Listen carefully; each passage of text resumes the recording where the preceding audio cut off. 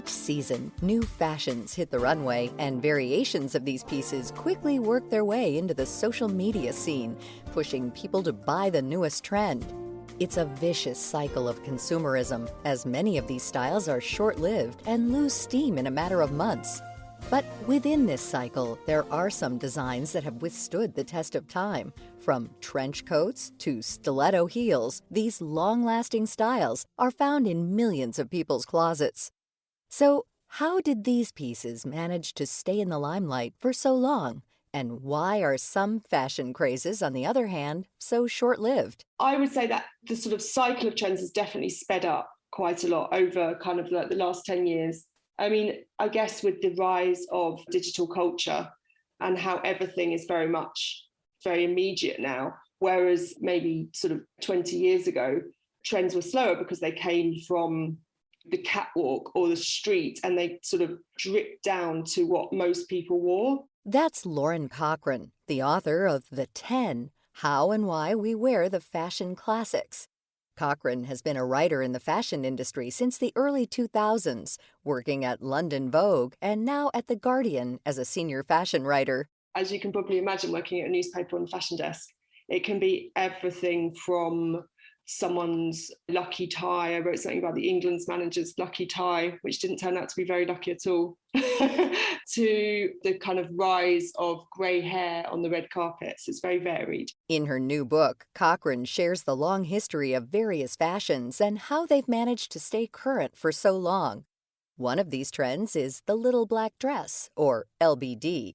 This style first became popular thanks to Coco Chanel in 1926. The little black dress before, or black dresses in general, before she kind of put them in one of her collections, were seen, they had lots of different connotations.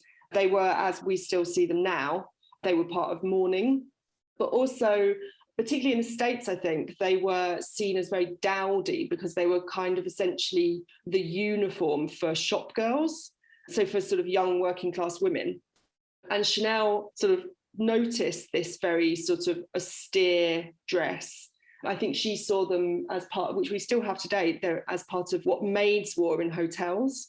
And so she always has had an eye for kind of taking something and giving it a kind of high fashion makeover, basically. Although radical at the time, the style of the little black dress quickly became a staple in fashion. It's a very diverse item, even if at the base of it, it's quite simple.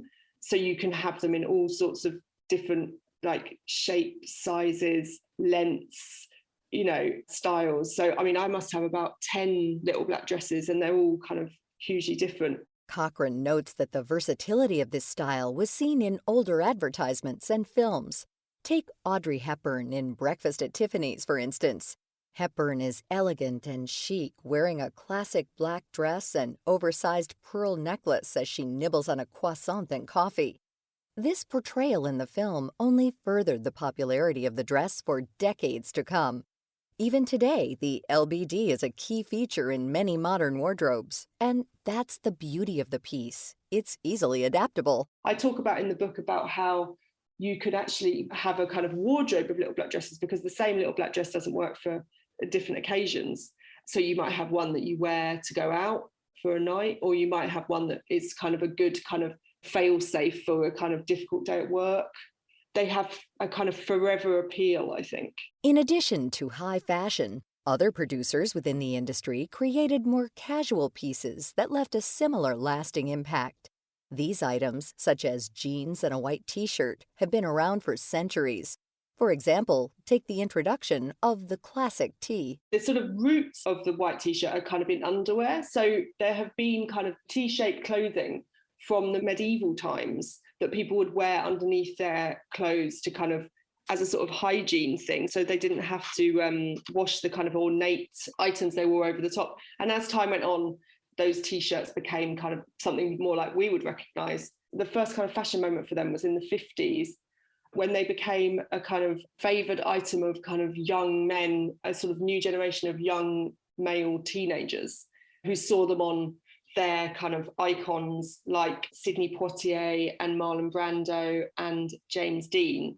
And because, again, they have a kind of subversiveness at that time, because for their parents, for those kids' parents, that white t-shirt would have been seen as underwear. So for them to wear it out the house sort of by itself would have kind of raised eyebrows, which no doubt they were keen to do. And today, it's evolved past the blank canvas. Some people wear white t-shirts with slogans and artwork as a way to communicate a message they believe in or live by. You can just wear a blank one, or you can sort of wear one with exactly like a political statement on it or the logo of your favorite band. And what that does is it's very much the sort of the most like direct way that fashion tells sort of passers-by what you're interested in, who you are. I think all clothes do that all the time, but t-shirts with statements is the kind of most like direct way to do that. And people often pair their t-shirts with their favorite jeans. Did you know that the first pair was invented in 1873 by Levi Strauss and Company? They were originally created as durable pants for working men. However, Cochrane says that the t-shirt and jean look became a larger part of fashion culture in the 50s, when younger people started wearing them and never stopped. They're sort of just part of our sort of societal trends as much as kind of fashion trends. And I think as time went on, they just became so popular. And as people got older, they didn't stop wearing them. So it's a sort of something that people wear throughout their life. My dad, who's 73, still wears Levi's 501s, for example. They've just been taken up by generation after generation after generation, and everyone wears them. They say that on a given day, half the world's population is wearing jeans. Although there have been different iterations of the classic jean over the decades, Cochrane says the design has stayed relatively the same.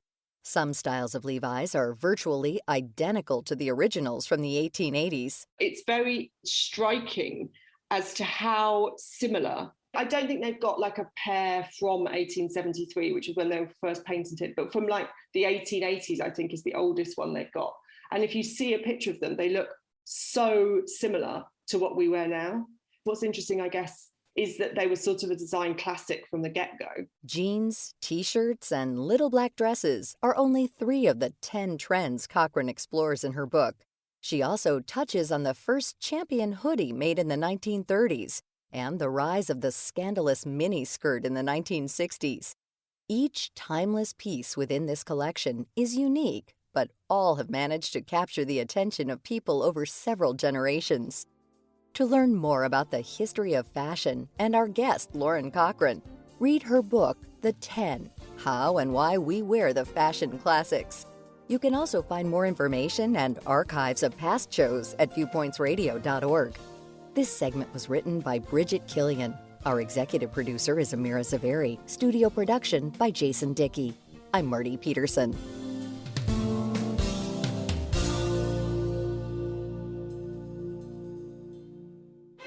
Viewpoints returns in just a moment.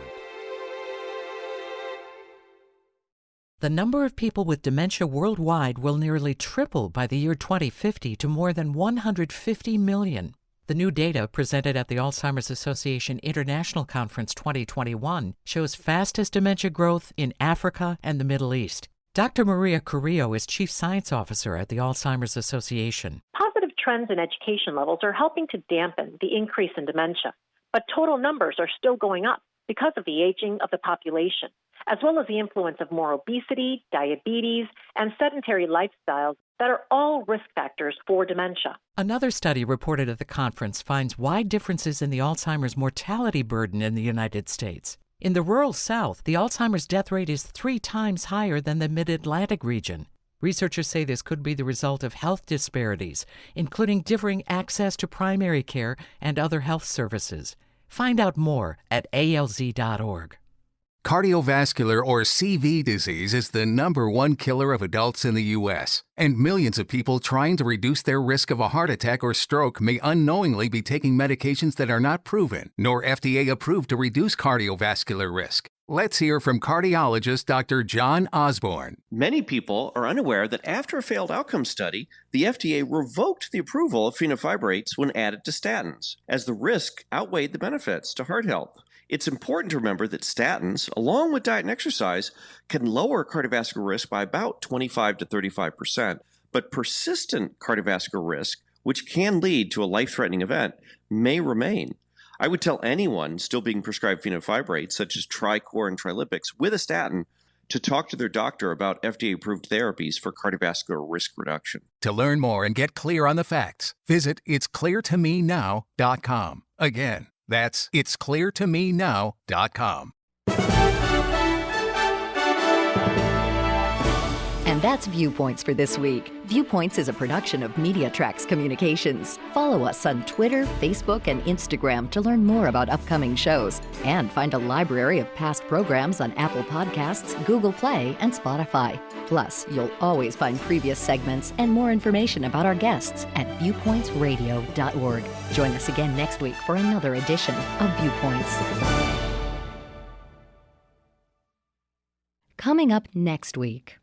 Space is something that gives us the opportunity to go someplace larger, see something grander than we possibly can see on Earth. The billionaire space race. Then, Western women, they consider themselves mainstream American women who were just taking advantage of the opportunities that the West gave them. The real movers and shakers of the new frontier. I'm Marty Peterson. and I'm Gary Price.